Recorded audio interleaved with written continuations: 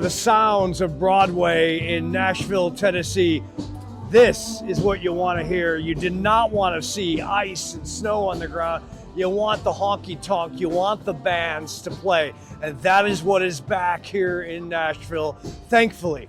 Power outages that began about a week and a half ago because of this incredible ice and snowstorm that ravaged this area, they are dwindling, thankfully. But at one point, over 240,000 customers, and that is about half of the Nashville population.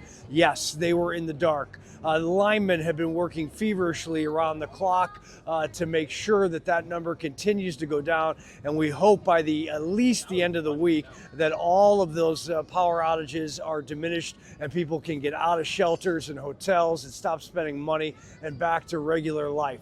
That is the goal. Now, we've been talking to people throughout this entire day, and people, musicians and residents, they've had a really hard time with these power outages. The temperatures have been very, very cold. They've been spending cash, and it has not been easy at all. This is not the first time. This is in the last 5 years. This has happened about once a year.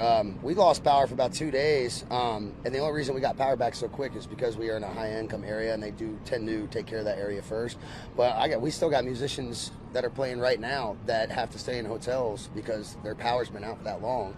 When the temperature gets down to 10 degrees, you can't. It's not sustainable living. Now, the mayor of Nashville has put together essentially a special commission to look at what has gone right and what has gone wrong, the sequence of events before, during, and after.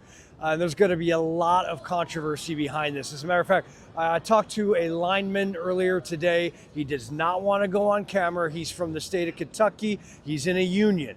Here's what he told us. He said, first of all, trying to repair all of these damages is similar to a situation in the aftermath of a hurricane in Florida.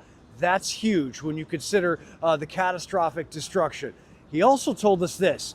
Those guys in Kentucky, those linemen, well, they're part of a union.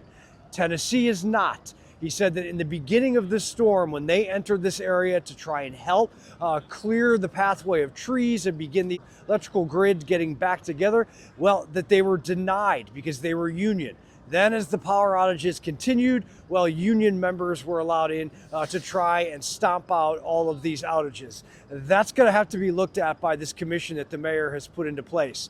Now, there are still shelters that are open, run by the city and people like the Red Cross. We are told that a lot of those shelters will begin to dismantle by the end of the week based upon the power outages heading down to zero, which they hope is the case by the end of this week. If that does not happen, then they'll stay open a little bit longer. In the meantime, folks are really wanting life to get back to normal. And the worst part about all this is over 24 people have lost their life in Tennessee. Down in Mississippi, they're still dealing with power outages as well. This storm, 40 states, it affected 240 million Americans. We knew that it was going to be historic, though what has happened here in Nashville and other areas, I don't think people will forget anytime soon. Reporting on Broadway, on the streets of beautiful Nashville, no ice, no snow anymore. Robert Ray, Fox Weather.